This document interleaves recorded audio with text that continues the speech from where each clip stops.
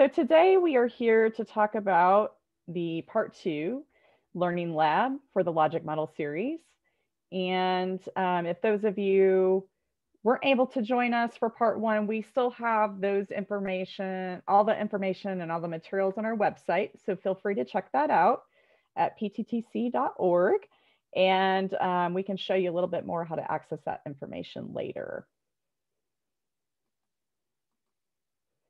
So we have to make sure that we talk to you all about, this is supported by our awards from SAMHSA, everything that you hear today. That's our disclaimer.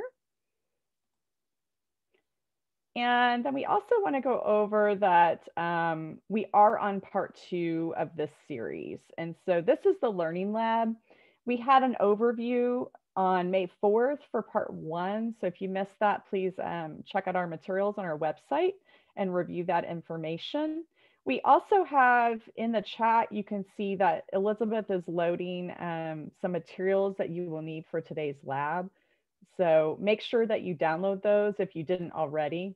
We did send those out via registration, but we want to make sure that you have those materials for participation in the lab today. And so there's a case study that she's posting, as well as the logic model full handout worksheet. And I see both of those posted in the chat now. So make sure you download those. You can click on it, download it, and save it to your computer. And then we will move on after part 2 today. We will move on to part 3, which is our intensive technical assistance. And we will tell you how to access that after you do the breakout rooms today. And we also have more information about our logic model series at the website below there on the slide. And Elizabeth has also posted that in the chat.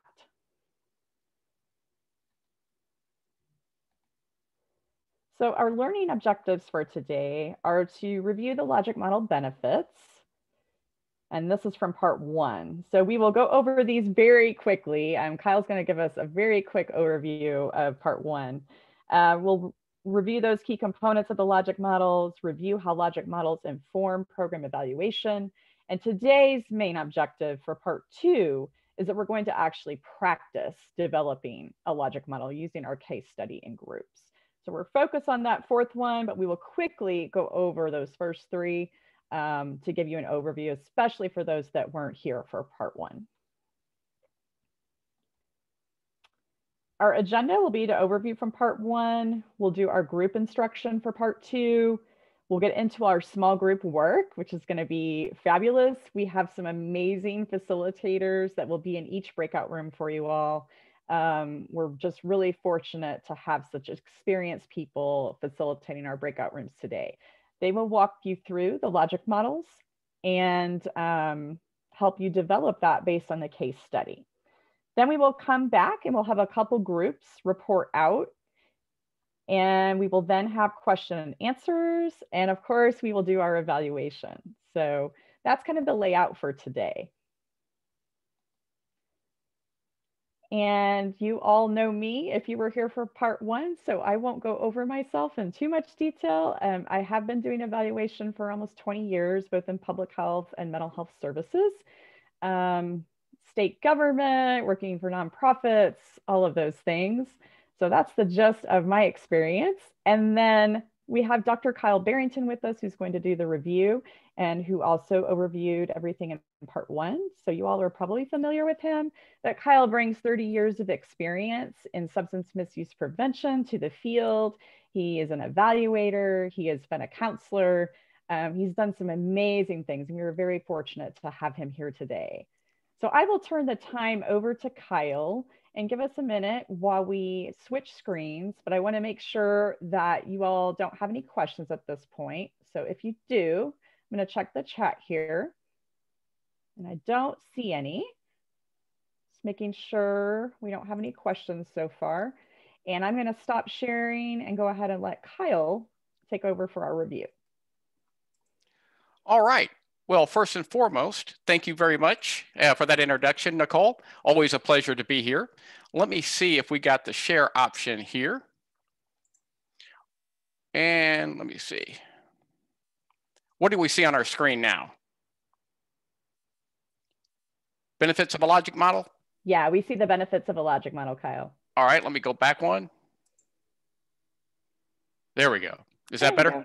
Yep, you're on All board. right. Well, first and foremost, it is always a pleasure to talk to everybody in the field. The work you do is vital and more so today than ever before. So I want to make sure that first and foremost, thank you for what you do.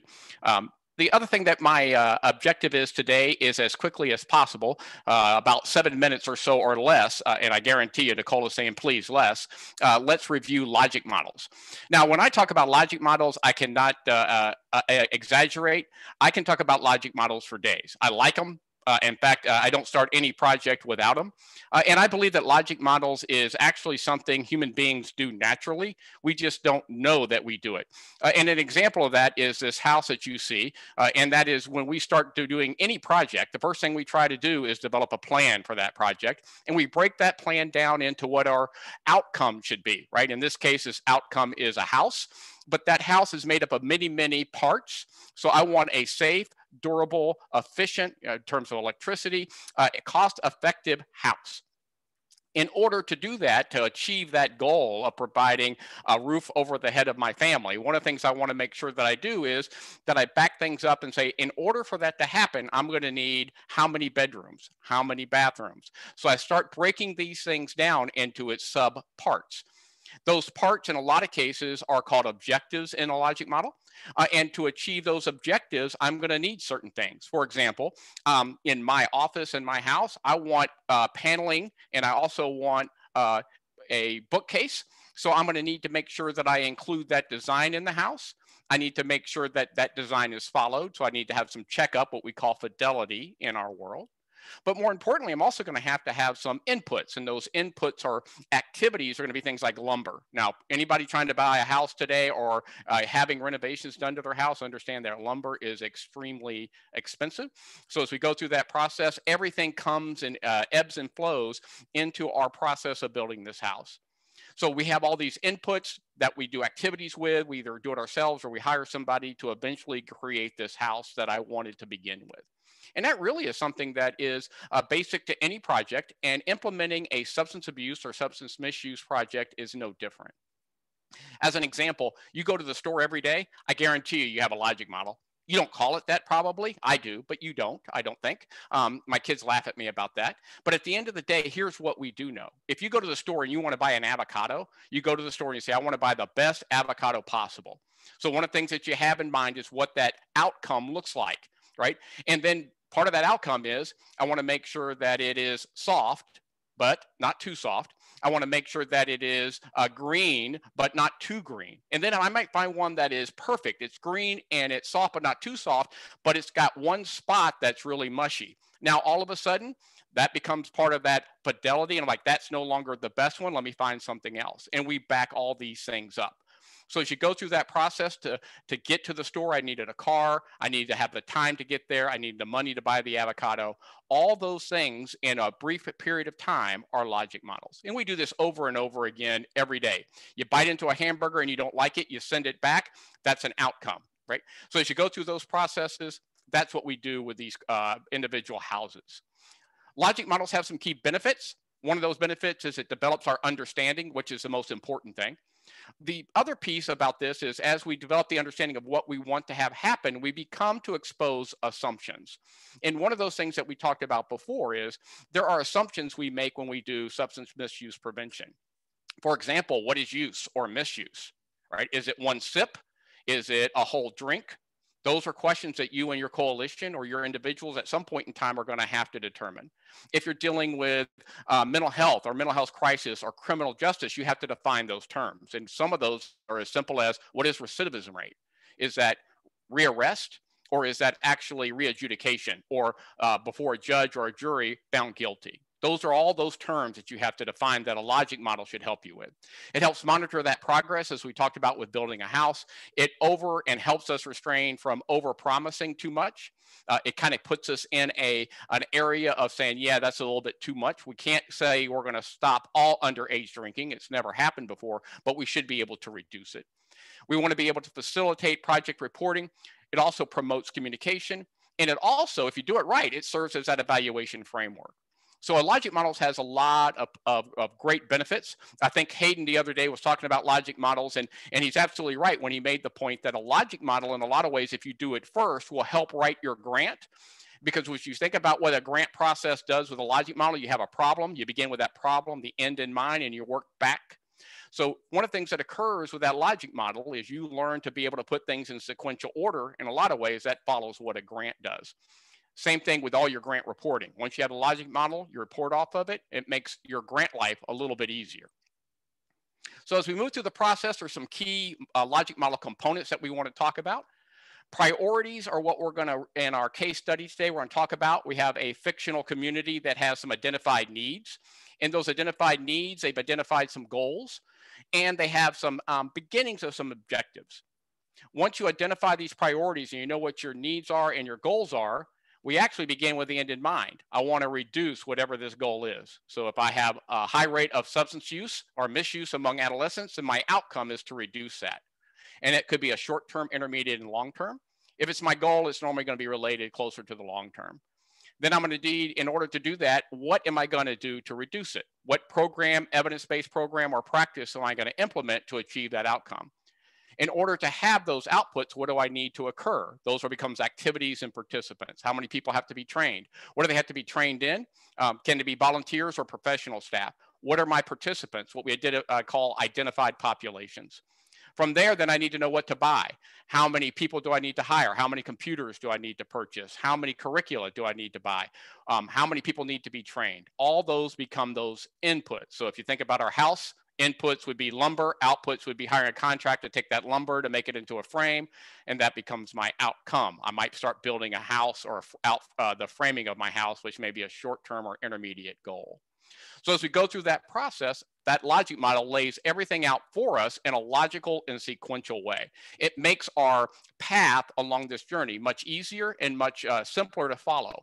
And as we talked about before, it makes everybody's, or should, makes many people's assumptions explicit. So we're no longer just assuming something's going to happen or assuming what a definition is.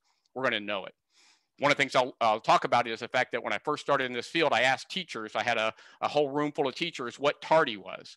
And out of about 50 or 60 people in that room, I got 50 or 60 people telling me that they had different definitions of tardy. The other thing that we talk about is outcomes and outcome measures, how we will measure this program. These are things that we look at. So when we have these outcomes, we have this outcome of reducing, then we're going to talk about how we measure those or how we reduce those. And one of the ways that we can do that with a logic model is those indicators. And here's an example of that. So we have these activities here that we talked about under activities and outputs. And these outcomes are improved recognition of the signs of depression and suicide. We wanted to increase help-seeking behavior, which would reduce suicidal ideation or thoughts. And if we did that, that would reduce suicide attempts. In our previous example, we did a program related to mental health and suicide prevention. And these were those specific outcomes that we decided to address. So that's a logic model. Do understand you do this every day. It is not something that's new or unique or should not be to us. It definitely will help us as we go through this process of creating a program that's designed to do something as impactful as reducing underage use or misuse. I will turn it back over to Nicole for her part of the presentation to continue us into the next step. All right, thank you, Kyle. Well, I will share my screen here.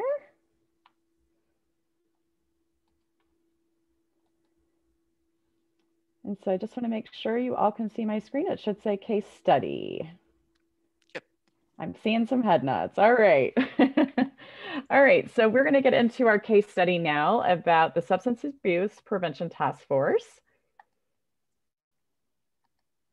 And so our task force in our case study, and I want to make sure you all realize if you joined late that the case study narrative as well as the logic model handout that we're going to be using are in the chat for you to download. And so this is just a synopsis that I'm going to give, but the full case study is in that narrative in the chat.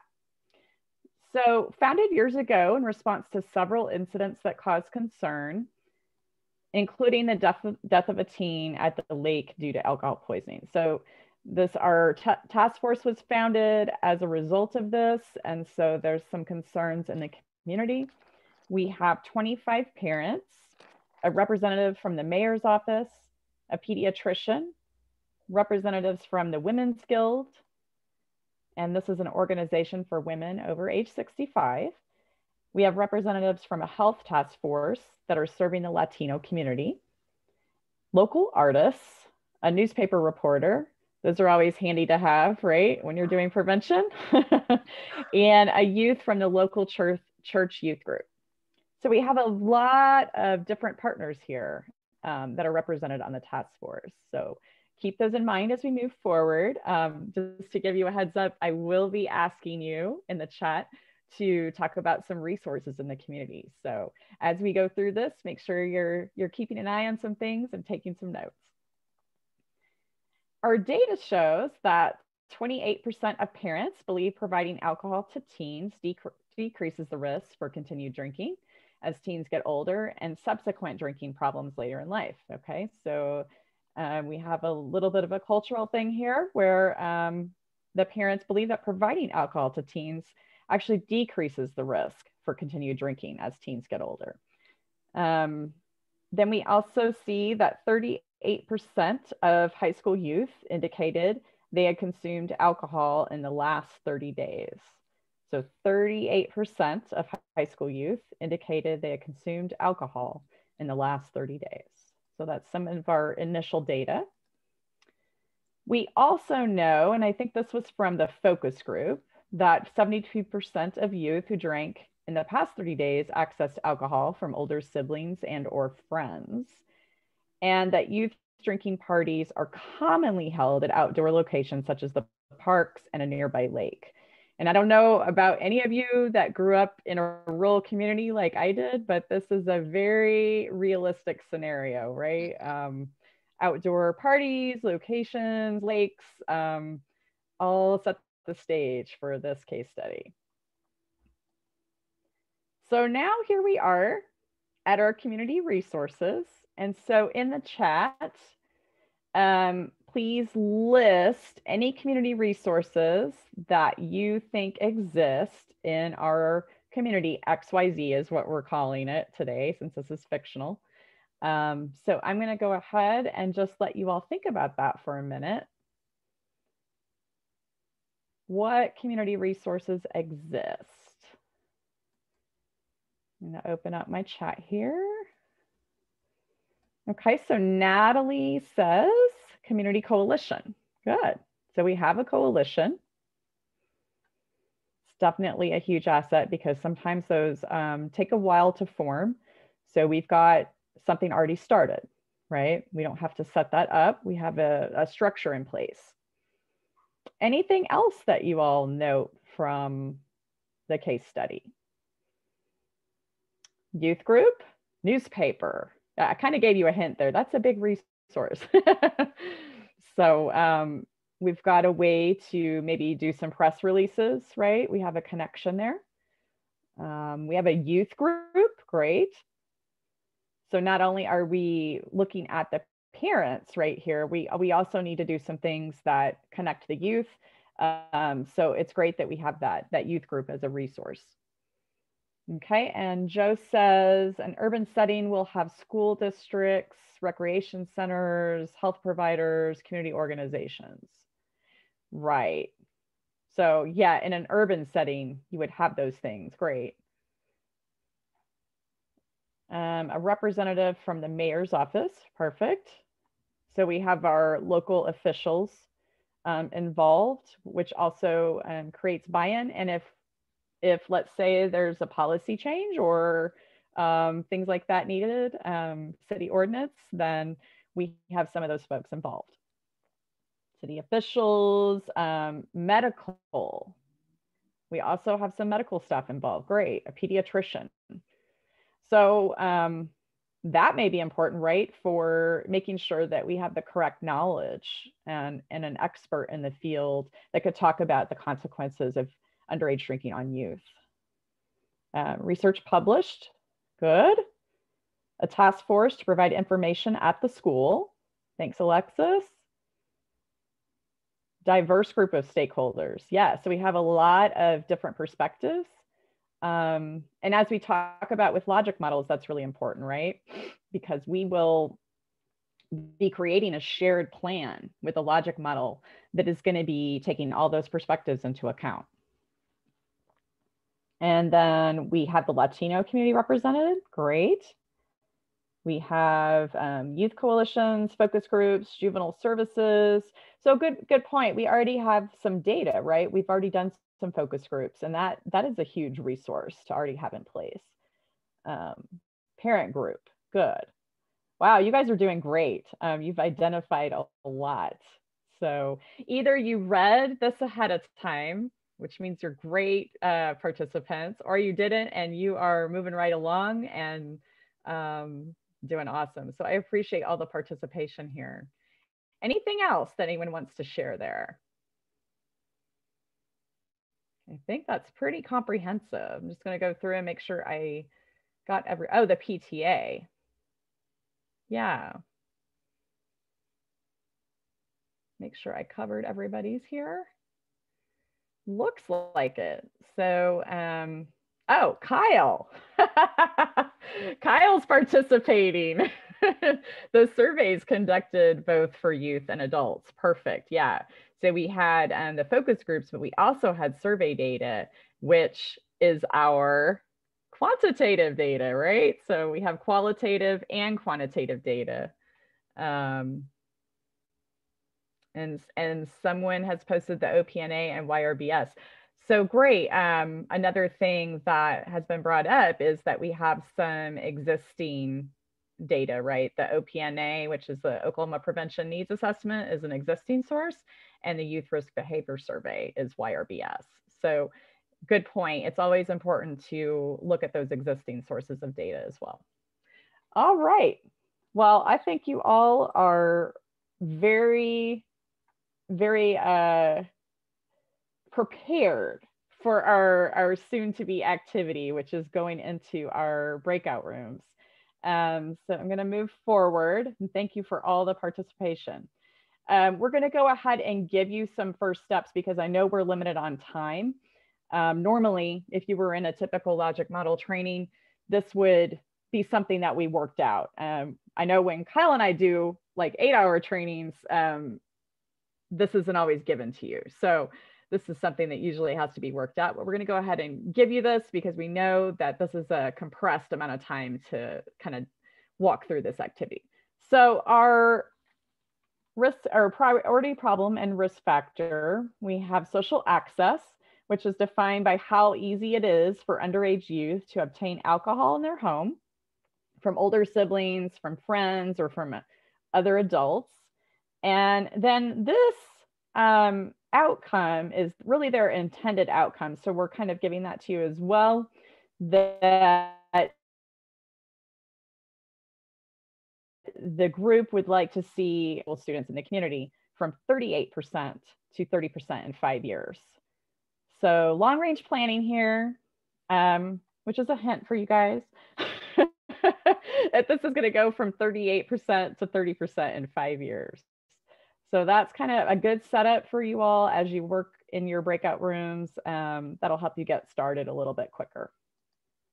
So, advance our slide here. We are now at our fun time of reporting out. And so we want to try to have 2 groups report out. And so if you identified someone in your group who would like to report out, they can report out in combination with the facilitator who will share their screen to show the logic model. So do we have any volunteers? Cherie from my group volunteered. Oh, great. All right. Well, what I will do then, Kyle, is I'll stop sharing so that you all, Kyle can share his screen, and then Cherie can walk us through. Just a second. Can you see the logic model there, Nicole and everybody?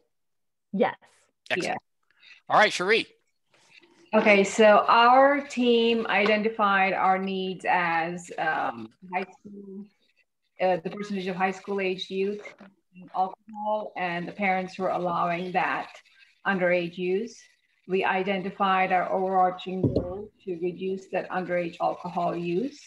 And the objectives we agreed to were to increase awareness of danger related to the issue, increase the community readiness to act on it, and to pass and enforce a social host policy.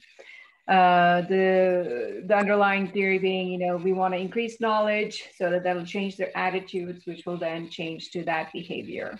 In terms of inputs, what we needed to kind of make this come about, we needed some community speakers, we needed some PSA or advertisement campaign, some space and technology to kind of allow the community to get together to hear the speakers, and also to educate the community about the social norms, and finding some evidence-based curriculum if that's available that would educate the youth related to the dangers of underage drinking.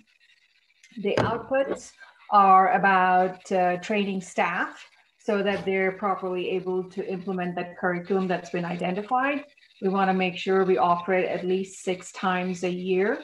And we also want to, in addition to those community speakers, we also want to provide some science behind how that alcohol impacts the brain, and maybe do that at least 3 times a year or upon request.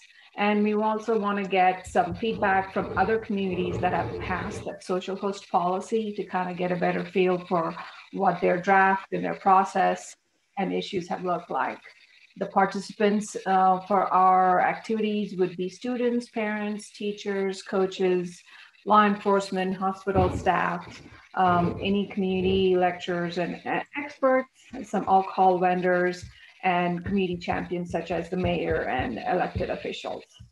The short-term outcome we were wanting to see is that if it's an evidence-based curriculum, that should already tell us what that outcome could look like. So we want to do like a pre and post survey, and then potentially like a 6 months later down the road, what that post survey would indicate regarding what's being reported on alcohol use and such.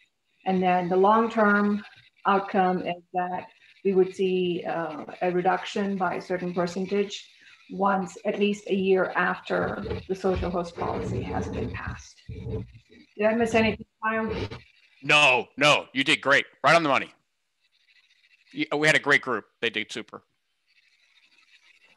Wow, I'm so impressed. And I think what I noticed too is you all really thought about the resources you had at your disposal. So I thought about the brain science activity where, you have your pediatrician there, right? So you really thought intently about that and who you had available to carry this out. It seems like a very feasible plan to me, based on the resources that are available.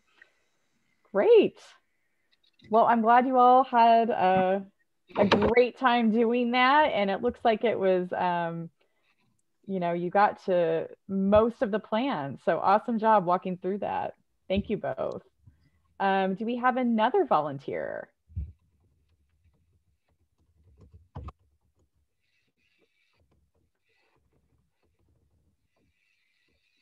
Let's see, we had Hayden's group, Bev's group. Bev? All right, Bev's raising her hand. And Bev, you're muted. Yes, no one from my group wanted to present, so I can present this for them if that's okay. That's perfect. Thank you, Bev. Okay, all right, let me share screen.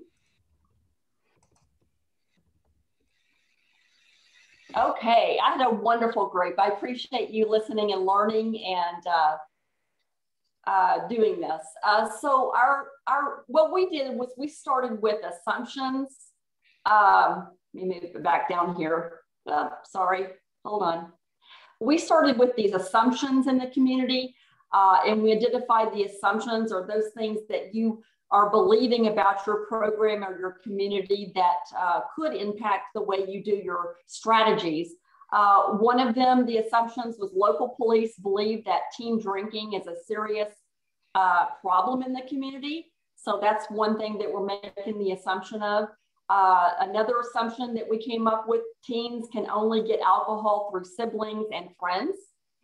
Another assumption was increased knowledge leads to drinking behavior change. And students participating won't relocate drinking elsewhere. Those were some other assumptions that we came up with. We also looked at the external factors in our program. And I'm trying to get this so where it won't, is it covering it up for you guys? It's okay. I think you could just use the scroll bar next to the right and just pull that down a little bit, Bev, and then we'll be able to see it. Okay, let me do that.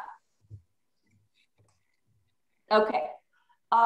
Some external factors, often called contextual factors, are things that happen in the community that could impact what you're doing. And it gets your head wrapped around what you know to be clues about your community. And we listed manufacturing has closed. There's a high unemployment rate. Young people are leaving. And let's see, what were some of the others here? Young people are leaving. Parents' attitudes about providing alcohol. The police presence is low in the community around the lake. That's another contextual factor. There's an uptick in crime that's taking away from the teen drinking out at the lake. So those are some of the other contextual factors that we came up with. We came up with our inputs, much like the other one, the task force, the city's parks and recreation budget, the law enforcement, the campus coalition. The survey provided data to set up our need, the parents in the community as an input, and we also listed the evaluation team as an input because they're a resource that are eventually going to tell us if we made any difference in the community.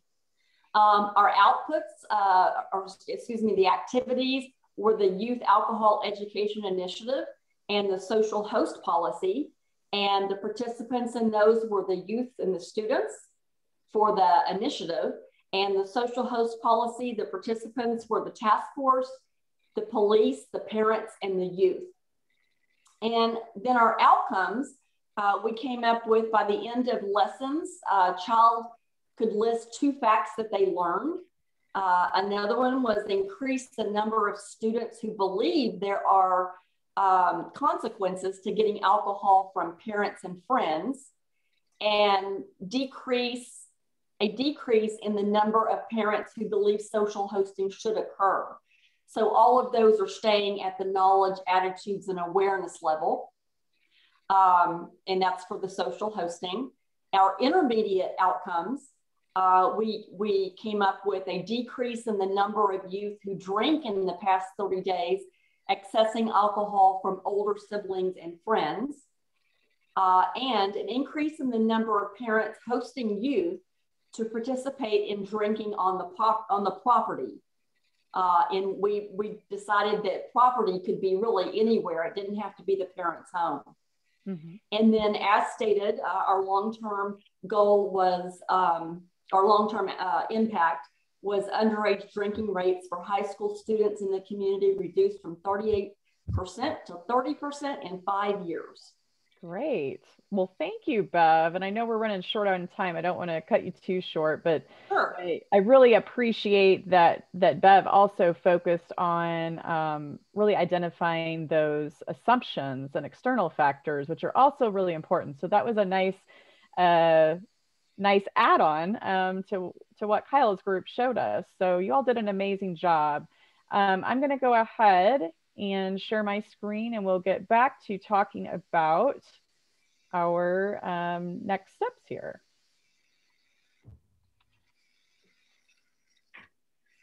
All right. And again, thank you all for all your great feedback. So I'm going to move on to talking about, we have our resources on logic modeling. I know these are an overview from what we talked about in part 1. So I won't spend too much time there, but those are available to you. Part 3 we have coming up. And so if you all are interested, you can fill out our online form, which I'll show you in a little bit, and complete a request. And we'll go over the requirements for that. So this is going to be more intensive. So each time we built on applying your knowledge more. So with our logic model TA eligibility for part 3, you had to be participants of today's Learning Lab and the webinar for part 1. And organizations that serve communities in our region. I know we have sometimes people join from other regions, so I just want to point out that this part 3 will just be for our 5 states in the South Southwest. So Arkansas, Louisiana, New Mexico, Oklahoma, and Texas. If you are out of that region, just send us a quick email and we can connect you with someone in your region, the PTTC in your region, to get you some assistance. And we also have the logic model TA form that Elizabeth is going to share in the chat. We will also send this information out with our materials within a week, but we just want to give that to you in advance. So there'll be a logic model TA form that will be shared in the chat. And to fill out your request, note that the period is from May 18th to June 30th, and it must be completed by September 1st. To fill out your request, you would just fill out the link right here, and that's a live link, so you can click on that, and it will take you to fill out your request form. I do want to let you know that there's some information that you'll need in advance, so you know, make sure that you gather information about your program, take a look at it, see what you're going to need, and then go ahead and apply. To connect with us, join our mailing list. We have newsletters that come out. Watch our website, pttcnetwork.org. We have a lot of resources and products available. And in a week, you will also see products available to you on our website.